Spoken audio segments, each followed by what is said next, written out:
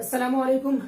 میں محمد آصف کمال مظاہری بحیثیت اردو استاد ٹائنی ٹوٹ سیتامڑھی آج کلاس 6 کے لیے گرامر پورشن لے کر حاضر ہوا ہوں. مجھے امید ہے کہ آپ سب دھیان سے سنیں گے، اس کو اپنی کاپی میں لکھیں گے اور پھر اس کو ریممبر کریں گے. تو دیکھیے، قواعد زبان برائے جماعت ششو. اس سال جو ہم نے گرامر پڑھنے ہیں وہ یہ 10 گرامر پڑھنے ہیں.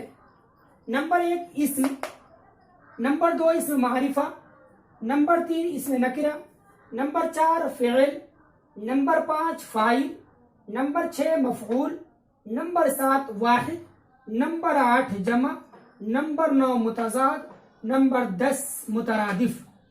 یہ وہ گرامر ہے جو ہم نے پڑھنے ہیں. اس کو میں انڈیویجولی ڈیفائن کروں گا ایگزامپلس کے ساتھ، اور اس کو انگلش میں کیا بولتے ہیں اس سے بھی میں کمپیئر کر کے آپ کو بتا دوں گا تاکہ آپ کے لیے ریممبر کرنا آسان ہو جائے. تو دیکھیے، سب سے پہلے ہم دیکھتے ہیں اسم. اسم کو انگلش میں ناؤن کہتے ہیں. آپ نے انگلش میں پڑھا ہوگا کہ ناؤن کا ڈیفینیشن کیا ہوتا ہے. دیکھیے، کسی شخص، جگہ یا چیز کے نام کو اسم کہتے ہیں، جیسے راشد، اسکول، قلم وغیرہ.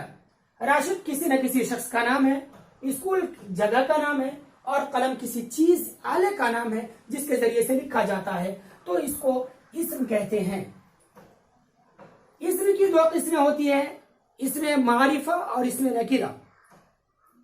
اسم معرفہ کسی خاص شخص، خاص جگہ اور خاص چیز کے نام کو اسم معرفہ کہتے ہیں، جس کو انگلش میں پراپر ناؤن کہتے ہیں.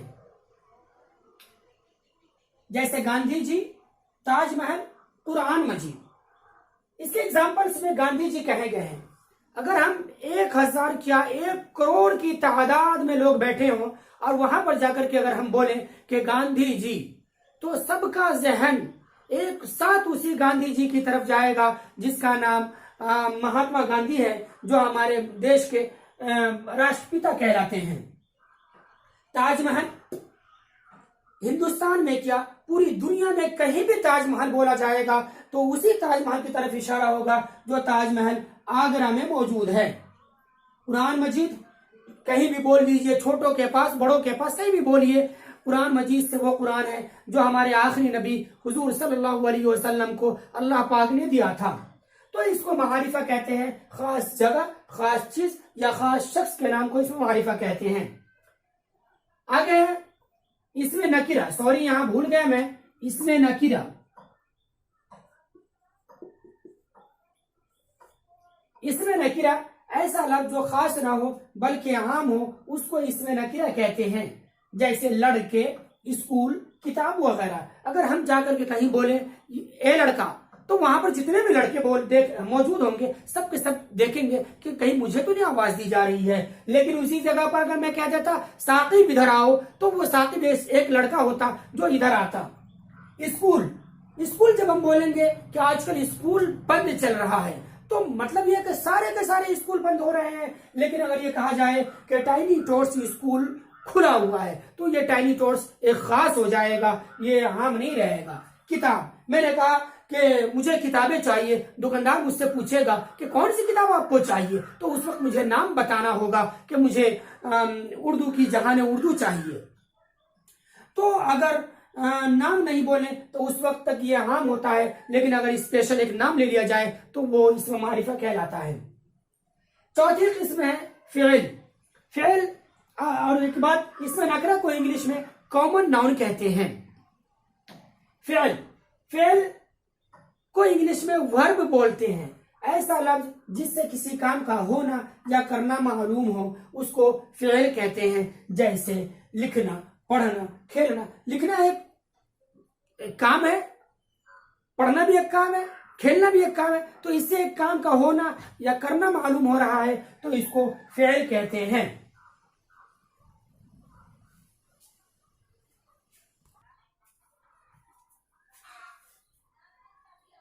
نمبر 5 فاعل. فاعل کو انگلش میں سبجیکٹ بولتے ہیں. ایسا لفظ جس سے کام کا کرنے والا معلوم ہو اس کو فاعل کہتے ہیں. جیسے راشد کار چلا رہا ہے. اس میں کار کا چلانے والا راشد ہے، اس لیے راشد کیا کہلائے گا؟ سبجیکٹ یعنی فاعل کہلائے گا. نمبر 6 مفعول. جس لفظ پر فاعل کے فعل کا اثر پڑے اس کو مفعول کہتے ہیں. دوسرے لفظوں میں یوں کہیے کہ جس کے ساتھ کام کیا جائے اس کو مفعول کہتے ہیں. یہاں جو میں نے لکھوایا ہے ڈیفینیشن، جس لفظ پر فاعل کے فعل کا اثر پڑے اس کو مفعول کہتے ہیں. جیسے اوپر کی دونوں مثالوں میں کار اور روٹی ہے.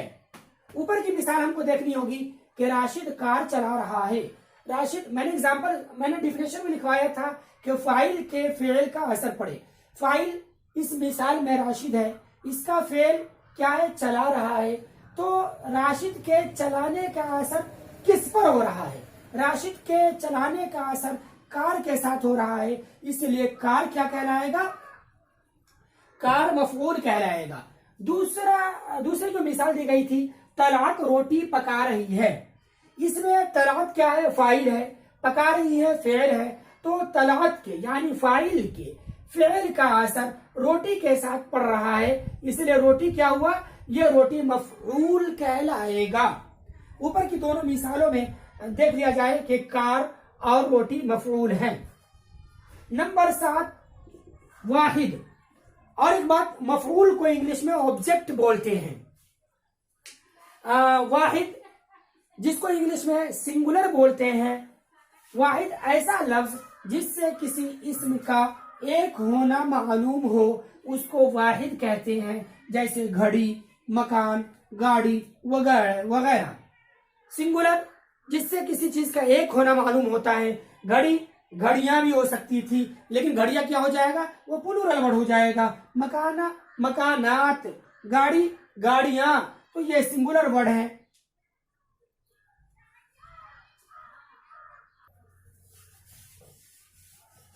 نمبر 8 جمع کو انگلش میں پلورل بولتے ہیں. ایسا لفظ جس سے کسی اسم کا 2 یا 2 سے زیادہ ہونا معلوم ہو اس کو جمع کہتے ہیں. جیسے گھڑی سے گھڑیاں، جیسے ہی ہم گھڑیاں بولیں گے وہاں پر بہت ساری گھڑی مراد ہوگی. مکانات، ایک مکان ہو تو ہم مکان بولیں گے، لیکن 2 یا 2 سے زیادہ مکان ہوں گے تو ہم وہاں مکانات کا یوز کریں گے. گاڑیاں، جیسے ہی ہم گاڑیاں بولیں گے مطلب یہ ہے کہ بہت ساری گاڑیاں وہاں موجود ہیں. نمبر 9 متضاد جس کو انگلش میں اپوزٹ بولتے ہیں. ایسا لفظ جو آپس میں ایک دوسرے کی ضد یعنی الٹا ہو اس کو متضاد کہتے ہیں.